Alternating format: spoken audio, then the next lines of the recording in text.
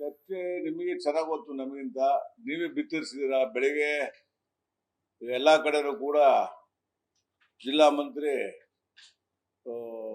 ದುಡ್ಡು ಹಂಚಲಿಕ್ಕೆ ಓಡಾಡಿದ್ದು ಕೂಡ ನಿಮಗೆ ಗೊತ್ತಿದೆ.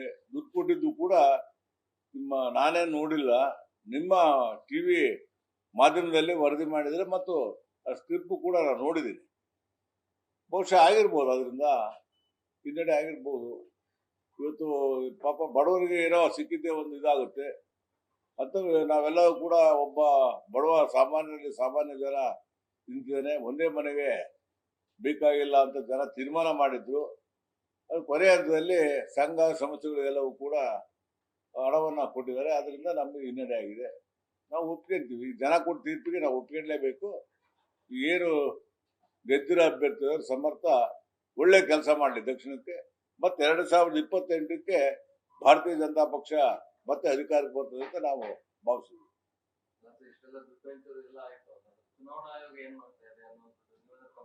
ನಾವು ಕಂಪ್ಲೇಂಟ್ ಕೊಟ್ಟಿದ್ವಿ, ಚುನಾವಣಾ ಆಯೋಗ ಕೊಟ್ಟಿದ್ವಿ, ಅಬ್ಸರ್ವರ್ ಕೊಟ್ಟಿದ್ವಿ, ಏನು ಆಕ್ಷನ್ ತಗೊಂಡಿಲ್ಲ. ಇಲ್ಲಿ ಇರೋದೇ DC ಅಲ್ಲ, ಚುನಾವಣಾಧಿಕಾರಿ ಯಾರು? ಹೆಡ್ಡು ನಮ್ಮ ಜಿಲ್ಲಾಡಳಿತ. ಜಿಲ್ಲಾಡಳಿತ ಮಲಗಿದೆ, ಏನ್ ಮಾಡಕ್ಕಾಗುತ್ತೆ? ನಾವು ಕೊಟ್ಟಿದ್ದೀವಿ. ಆಮೇಲೆ ಬೀಗರೆ ಕಳ್ತಾರೆ. ಎಷ್ಟು ಅಪಹಾಸ್ಯ ಅಂದ್ರೆ ಎಂದೂ ಕೂಡ ಇಲ್ಲ. ಇವತ್ತು ನಾವು ಸುಮಾರು ಸ್ವತಂತ್ರ ಬಂದ್ಮೇಲೆ ಈ ರೀತಿಯಾಗಿ ಒಂದು ಸ್ಟ್ರಾಂಗ್ ರೂಮ್ ಬೀಗ ಕಳೆದ್ರೆ ನಾವು ಇನ್ನೂ ಕೂಡ ಕೇಳಿಲ್ಲ. ನೀವೇ ಬೆಳಿಗ್ಗೆ ನಾನು ಟಿವಿ ನೋಡ್ತೀನಿ, 8 ಬೀಗ ಓಪನ್ ಆಗಿಲ್ಲ, ಸುತ್ತಿಗೆ ಇಟ್ಕೊಂಡು ಹೊಡಿತಿರೋದು, ಉಳಿ ಇಟ್ಕೊಂಡು ಹೊಡಿತಿರೋದು ನೋಡಿದ್ವಿ.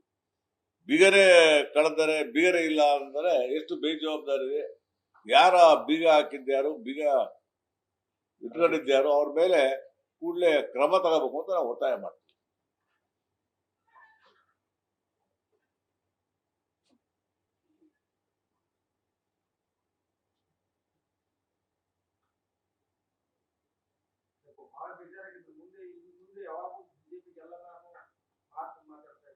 ನೋಡಿ, ಪಶ್ಚಿಮ ಬಂಗಾಳ ನೋಡಿದಿರ, ಅಸ್ಸಾಂ ನೋಡಿದಿರ, ಪುದುಚೇರಿ ನೋಡಿದಿರ, ತಮಿಳುನಾಡು ನೋಡಿದಿರ. ತಮಿಳುನಾಡಿನಲ್ಲಿ DMK ದ್ರಾವಿಡ ಪಕ್ಷ ಇರೋವು ಅವೆರಡು ಹೋಗಿ ವಿಜಯ್ ಬಂದಾನೆ. ಏನಾಗುತ್ತೆ ಏನಿಲ್ಲ ಅಂತ ಯಾರಿಗೂ ಗೊತ್ತಿಲ್ಲ. ಚುನಾವಣೆ ಇದು ಜನರ ಮನಸ್ಸು ಯಾವ ರೀತಿ ಪರಿವರ್ತನೆ ಆಗುತ್ತೆ ಅಂತ ಗೊತ್ತಿಲ್ಲ. ಈ ವೆಸ್ಟ್ ಬೆಂಗಾಲ್ನಲ್ಲಿ 206 ಸೀಟ್ ಬರ್ತದೆ ಅಂತ ಯಾರು ಕನಸು ಕಂಡಿದ್ದಿಲ್ಲ. 206 ಸೀಟ್ ಬಂದಿದೆ. ಮತ್ತೆ ಯಾಕೆ ಭಾರತೀಯ ಜನತಾ ಪಕ್ಷ ಇಲ್ಲಿ 150 ಯಾಕೆ ಸೀಟ್ ಬರಬಾರ್ದು? 28ನೇ ಇಸ್ವಿಯೊಳಗೆ ಬರುತ್ತೆ. ಇವತ್ತು ದೇಶದಲ್ಲಿ ಕಂಡಿದಂತ ಪ್ರತಿಮ ನಾಯಕ ಮೋದಿ ಅವರು ಪ್ರಪಂಚಕ್ಕೆ ನಾಯಕರಾಗಿ ಅದಾರೆ. ಅಂತ ಒಬ್ಬ ವ್ಯಕ್ತಿ ಸಿಕ್ಕಿರೋದು ನಮ್ಮೆಲ್ಲರ ಪುಣ್ಯ, ಭಾರತ ದೇಶದ ಪುಣ್ಯ ಅಂತ ನಾವು ಭಾವಿಸ್ಬೇಕಾಗ್ತದೆ. ಅಂತ ಒಬ್ಬ ನಾಯಕರ ನೇತೃತ್ವದಲ್ಲಿ ಮುಂದೂ ಕೂಡ ಇಲ್ಲಿ ದಕ್ಷಿಣ ಕರ್ನಾಟಕದಲ್ಲಿ ದಕ್ಷಿಣ ಭಾಗದಲ್ಲಿ ಮತ್ತೆ ನಾವು 150 ಸೀಟ್ಗಿಂತ ಹೆಚ್ಚು ಸೀಟು ಗೆಲ್ಲುವಂತ ವಿಶ್ವಾಸ ಇದೆ. ಗೆದ್ದೇ ಗೆಲ್ತೀವಿ. ಮತ್ತೆ ಭಾರತೀಯ ಜನತಾ ಪಕ್ಷ ಅಧಿಕಾರಕ್ಕೆ ಬರ್ತದೆ. ಇವತ್ತು ಕಾಂಗ್ರೆಸ್ ಯಾವುದೇ ಕೂಡ ಅಭಿವೃದ್ಧಿ ಇಲ್ಲ, ಅಭಿವೃದ್ಧಿ ಮಾಡಿದೆ ಅಂತ ಹೇಳ್ತಾರೆ. ಇವತ್ತೇನಾರ ದಾವಣಗೆರೆ ಅಭಿವೃದ್ಧಿ ಆಗಿದ್ರೆ ಸ್ಮಾರ್ಟ್ ಸಿಟಿಯಿಂದ 1071 ಕೋಟಿಗೆ ತಂದಿದ್ರು. ಮತ್ತು ಯಡಿಯೂರಪ್ಪನವರು ಈ ಯೂನಿವರ್ಸಿಟಿ ಮಾಡಿದ್ದವರೇ, ಮಹಾನಗರ ಪಾಲಿಕೆ ಮಾಡಿದ್ದು ಯಡಿಯೂರಪ್ಪನವರು ಮಹಾನಗರ ಪಾಲಿಕೆ ಮಾಡುವಂತ ಸಂದರ್ಭ 200 ಕೋಟಿ ರೂಪಾಯಿಗಳನ್ನ ಮಹಾನಗರ ಪಾಲಿಕೆ ಕೊಟ್ಟಿದ್ದಾರೆ. ಮತ್ತು ಹಂತವಾಗಿ ಯಾವ ಪಕ್ಷಾತೀತವಾಗಿ ಎಲ್ಲರಿಗೂ ಕೂಡ ಅವರು ಸರ್ಕಾರದಿಂದ ಹಣವನ್ನು ಕೊಟ್ಟಿದ್ದಾರೆ. 3,000 ಕೋಟಿ, 2,000 ಕೋಟಿ, 1,000 ಕೋಟಿ ಮಠಗಳಿಗೆ, ಸಮಾಜಗಳಿಗೆ, ಎಲ್ಲರಿಗೂ ಕೂಡ ಎಲ್ಲಾ ಜಾತಿ ವರ್ಗದ ಹಾಸ್ಟೆಲ್ಗಳು ಇರ್ಬೋದು, ದೇವಸ್ಥಾನ ಎಲ್ಲರೂ ಕೂಡ ಕೊಟ್ಟಿದ್ದಾರೆ.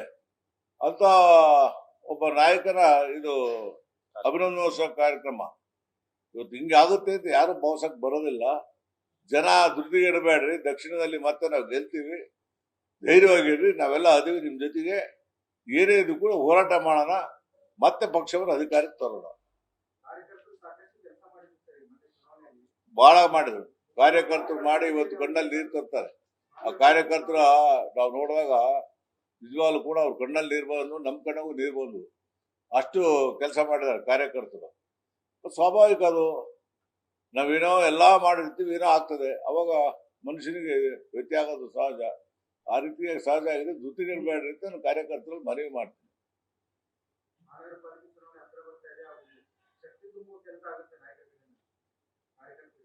ಖಂಡಿತ ಮಾಡ್ತೀವಿ, ಶಕ್ತಿ ತುಂಬ ಕೆಲಸವನ್ನು ಮಾಡ್ತೀವಿ. ಮಹಾನಗರ ಪಾಲಿಕೆ ಚುನಾವಣೆ ಒಳಗೆ ಮತ್ತೆ ನಾವು ಮಹಾನಗರ ಪಾಲಿಕೆ ಅಧಿಕಾರ ಬರಲಿಕ್ಕೆ ಸರ್ವ ಪ್ರಯತ್ನವನ್ನು ಮಾಡ್ತೀವಿ.